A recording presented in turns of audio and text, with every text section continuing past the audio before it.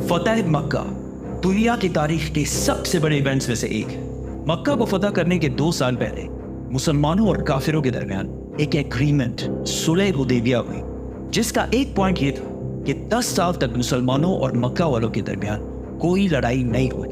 اور عرب کے سارے قبیلوں کے پاس آزادی ہے کہ وہ مسلمانوں اور کافروں میں سے کسی کے ساتھ بھی پارٹنرشپ کر سکتے ہیں، اور اگر ان قبیلوں میں سے بھی کسی نے ایک دوسرے پر حملہ کیا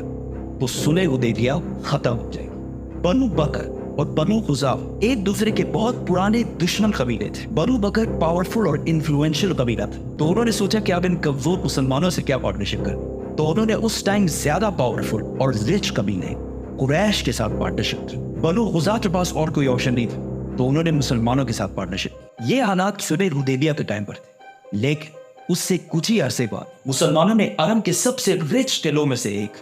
خیبر کو فتح کیا، اور اس کے بعد رومن امپائر سے بھی جنگ مؤتہ میں ٹکر لی۔ تو اب مسلمانوں کے حالات بالکل بدل گئے اور اب قریش کمزور پارٹی بن چکی۔ تو قریش ہر ٹائم اس کوشش میں رہتی کہ کسی بھی طرح 10 سال لڑائی نہ کرنے کی جو ایگریمنٹ ہے وہ ختم نہ ہو، لیکن قریش کے پارٹنر بنو بکر نے پرانی دشمنی کی وجہ سے مسلمانوں کے دوست بنو خزاع کے کافی لوگوں کو رات کے اندھیرے میں قتل کر دیا۔ بنو خزاع کمزور تھے، تو وہ سیدھا رسول اللہ صلی اللہ علیہ وسلم کے پاس آئے اور ان سے مدد مانگی۔ مکہ والوں کو جب اس بات کا پتہ چلا تو وہ بہت ڈر گئے اور انہوں نے فوراً ابو سفیان کو مدینہ بھیجا۔ ابو سفیان جیسے ہی مدینہ پہنچا، وہ سیدھا اپنی بیٹی ام حبیبہ کے گھر گیا، جو رسول اللہ صلی اللہ علیہ وسلم کی وائف تھی، جنہوں نے اپنے باپ اور خاندان کے خلاف جا کر اسلام قبول کیا تھا۔ جیسے ہی ابو سفیان اپنے بیٹی کے گھر میں داخل ہوئے تو ان کی بیٹی نے کارپیٹ ہٹا دی، تو ابو سفیان نے پوچھا کہ I don't understand، یہ کارپیٹ میرے لائق نہیں ہے یا میں اس کارپیٹ کے لائق نہیں ہوں؟ تو اس کی بیٹی نے کہا اس کارپیٹ پر رسول اللہ صلی اللہ علیہ وسلم بیٹھتے ہیں اور آپ ایک ناپاک مشرک ہیں۔ ابو سفیان کو اس بات پر بہت غصہ آیا اور وہ سیدھا رسول اللہ صلی اللہ علیہ وسلم کے پاس گیا اور وہ ان سے بھیک مانگی کہ ہم نے صلح حدیبیہ ختم نہیں کی، لیکن رسول اللہ صلی اللہ علیہ وسلم نے اس کی بات نہیں مانی۔ پھر وہ ابو بکر رضی اللہ تعالیٰ عنہ کے پاس گیا اور ان سے بھیک مانگی، پھر عمر رضی اللہ تعالیٰ عنہ، پھر علی رضی اللہ تعالیٰ عنہ، سب کے پاس جا کر انہوں نے بھیک مانگی، لیکن کسی نے بھی ان کی بات نہیں مانی۔ ابو سفیان اس کے بعد سیدھا مکہ پہ اور سب کو بتایا کہ اب ہمیں بچانے والا کوئی نہیں، صلح حدیبیہ ختم ہو چکی۔ لیکن مکہ والوں نے مسلمانوں کی طرف سے اتنی جلدی حملہ ایکسپیکٹ نہیں کیا۔ مدینہ میں رسول اللہ صلی اللہ علیہ وسلم نے کسی کو بھی بتائے بغیر حملے کی تیاریاں شروع کر دی، اور کسی کو بھی نہیں بتایا کہ حملہ کب، کہاں اور کس پر ہو رہا ہے۔ ایون حضرت ابو بکر رضی اللہ تعالیٰ عنہ نے اپنی بیٹی عائشہ رضی اللہ تعالیٰ عنہا سے پوچھا، تو حضرت عائشہ رضی اللہ تعالیٰ عنہا نے بھی کہا کہ I have no idea۔ رسول اللہ صلی اللہ علیہ وسلم نے عرب کے لوگوں کو اور کنفیوز کرنے کے لیے ایک چھوٹی فوج مدینہ سے مکہ کی بجائے رومن امپائر کی طرف روانہ کی، تاکہ لوگوں کو لگے کہ مسلمان رومن امپائر پر حملہ کر رہے ہیں، مکہ وہ کوئی کچھ نہیں کہہ رہا۔ لیکن رسول اللہ صلی اللہ علیہ وسلم کے ایک بہت ہی ٹرسٹڈ صحابی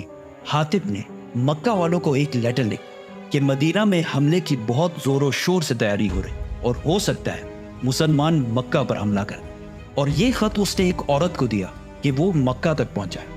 لیکن رسول اللہ صلی اللہ علیہ وسلم کو اللہ کی طرف سے پہلے ہی بتا دیا گیا، تو انہوں نے علی رضی اللہ تعالیٰ عنہ کو اس عورت کو روکنے کے لیے بھیجا۔ حضرت علی رضی اللہ تعالیٰ عنہ نے اس عورت کو روک لیا اور اسے کہا لیٹر۔ اس عورت نے کہا لیٹر؟ میرے پاس کوئی لیٹر نہیں ہے۔ تو حضرت علی رضی اللہ تعالیٰ عنہ نے کہا کہ یہ رسول اللہ صلی اللہ علیہ وسلم نے کہا ہے، تو اب یہ ہو نہیں سکتا کہ تمہارے پاس لیٹر نہ ہو۔ لیٹر۔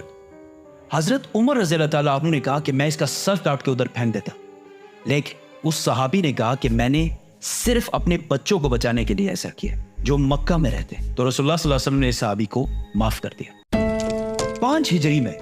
مکہ سے 10,000 لوگ مدینہ فتح کرنے کے لیے آئے تھے، اور اب صرف 3 سال بعد مدینہ سے 10,000 لوگ مکہ فتح کرنے کے لیے روانہ۔ رسول اللہ صلی اللہ علیہ وسلم کا انٹیلیجنس کا نظام اتنا زبردست تھا کہ مسلمان بالکل مکہ کے پاس پہنچ گئے اور مکہ والوں کو پتہ بھی نہیں چلا۔ تو رسول اللہ صلی اللہ علیہ وسلم نے مکہ والوں کے دلوں میں خوف ڈالنے کے لیے مسلمانوں سے کہا کہ مکہ کے چاروں طرف کھانا پکانے کے لیے آگ لگا۔ تو جیسے ہی رات ہوئی،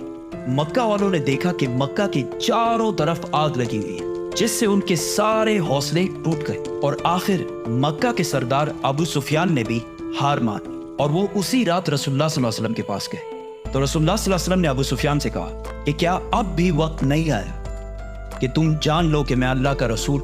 تو ابو سفیان نے کہا کہ میرے دل میں ابھی بھی شک ہے, لیکن انہوں نے اسلام قبول کر لیا. تو رسول اللہ صلی اللہ علیہ وسلم نے آرڈر دیے کہ کل ابو سفیان کو ایک اونچی جگہ پر کھڑا کیا جائے تاکہ وہ مسلمانوں کو فل پاور کے ساتھ مکہ فتح کرتے ہوئے دیکھ سکے. اس سب سے 8 سال پہلے رسول اللہ صلی اللہ علیہ وسلم جس مکہ کو صرف ایک اور مسلمان کے ساتھ چھوڑ کر گئے, اب 10,000 مسلمانوں کے ساتھ اسی مکہ میں واپس داخل ہو رہے تھے. خالد بن ولید رضی اللہ تعالیٰ عنہ ساؤتھ اور زبیر بن عوام رضی اللہ تعالیٰ عنہ لیفٹ سائڈ سے مکہ میں داخل ہوئے, اور رسول اللہ صلی اللہ علیہ وسلم نے ان کو کلیئر آرڈرز دے دیے کہ کسی کو بھی بے وجہ قتل نہیں کرنا. ابو سفیان نے اس اونچی جگہ سے مسلمانوں کی فوج کی طاقت دیکھنے کے بعد کہا کہ اب ہمارے بھائی کے بیٹے کو دنیا میں کوئی بھی نہیں روک سکتا. کچھ لوگوں نے پھر بھی لڑائی کرنے کی کوشش کی, لیکن خالد بن ولید رضی اللہ تعالیٰ عنہ نے انہیں رسول اللہ صلی اللہ علیہ وسلم اللہ کا بہت شکر ادا کرتے ہوئے مکہ میں داخل ہوئے, اور جب وہ کعبہ کے پاس پہنچے تو کعبہ کا دروازہ بند, تو انہوں نے علی رضی اللہ تعالیٰ عنہ کو عثمان بن طلحہ کے پاس بھیجا, کیونکہ کعبہ کی چابی بہت صدیوں سے عثمان بن طلحہ کے خاندان کے پاس تھی. حضرت علی رضی اللہ تعالیٰ عنہ نے ان سے جب چابی کا پوچھا تو انہوں نے انکار کر دیا, تو حضرت علی نے ان سے زبردستی چابی چھین لی. رسول اللہ صلی اللہ علیہ وسلم جب کعبہ میں داخل ہوئے تو انہیں اللہ کی طرف سے بتایا گیا کہ کعبہ کی چابی واپس اس کافر عثمان بن طلحہ کو دی جائے. تو حضرت علی رضی اللہ تعالیٰ عنہ نے ان سے معافی مانگی اور چابی ان کو واپس کر دی, اور وہ مسلمان ہو گئے. اور رسول اللہ صلی اللہ علیہ وسلم نے عثمان بن طلحہ سے کہا کہ یہ کعبہ کی چابی تمہارے اور تمہاری اولاد کے پاس قیامت تک رہے گی, اور اس چابی کو تمہارے خاندان سے صرف ایک ظالم بھی چھینے, اور آج تک 1400 سال بعد بھی یہ چابی اسی خاندان کے پاس ہے, کیونکہ یہ خاندان کوئی عام خاندان نہیں ہے. ابراہیم علیہ السلام نے جب کعبہ بنایا تو کعبہ کی چابی انہوں نے اسماعیل علیہ السلام کو دی, اور اسماعیل علیہ السلام نے یہ چابی اپنے بیٹوں کو دی, اور ایسا سلسلہ چلتا رہا. آخر عرب کے ایک قبیلے نے ابراہیم علیہ السلام کے خاندان سے یہ چابی چھین لی, پھر اس قبیلے سے یہ چابی ایک اور قبیلے نے چھین, اور آخر یہ چابی قریش کے پاس آئی جو اسماعیل علیہ السلام کی پیور اولاد تھی. اس طرح یہ چابی واپس ابراہیم علیہ السلام کے خاندان کے پاس آئی, اور اسی لیے رسول اللہ صلی اللہ علیہ وسلم نے یہ چابی اسی خاندان کے پاس رہنے دی, تاکہ قیامت تک کعبہ کی خیال رکھنے کی ذمہ داری ابراہیم علیہ السلام کے خاندان کے پاس ہی رہے, اور آج تک یہ چابی اسی خاندان کے پاس ہے. رسول اللہ صلی اللہ علیہ وسلم نے کعبہ کے اندر موجود 360 بتوں کو توڑ دیا اور مکہ کو ایک ہولی سٹی ڈکلیئر کیا کہ مکہ میں کوئی بھی لڑائی نہیں کرے گا. لیکن بہت سال بعد ایک مسلمان حجاج بن یوسف نے اسی مکہ پر توپوں کے ساتھ حملہ کیا. یہ سٹوری بھی پھر کریں گے تو سبسکرائب. مدینہ کے انصار اس خوف میں تھے کہ مکہ فتح ہونے کے بعد رسول اللہ صلی اللہ علیہ وسلم ان کو چھوڑ کر اپنی نیٹو سٹی مکہ کو اپنا کیپٹل بنائے. رسول اللہ صلی اللہ علیہ وسلم نے اتنی ساری لڑائیوں اور مکہ والوں کے اتنے ظلم کے بعد سارے مکہ والوں کو اکٹھا کیا اور ان سب کو کہا کہ آج میں تم لوگوں کے ساتھ وہ کروں گا جو یوسف علیہ السلام نے اپنے بھائیوں کے ساتھ کیا تھا, اور پورے مکہ میں سب کو معاف کر دیا. اور اتنی بڑی فتح کے بعد بھی مکہ میں کسی سے بھی کوئی مال غنیمت نہیں لیا, اور رسول اللہ صلی اللہ علیہ وسلم کچھ ہی دن بعد مکہ سے واپس مدینہ اپنے کیپٹل چلے گئے. اب مدینہ کی یہ ریاست عرب کی سب سے طاقتور سٹیٹ بن, لیکن عرب کے کچھ قبیلوں نے پھر بھی مسلمانوں کی طاقت ایکسیپٹ نہیں کی.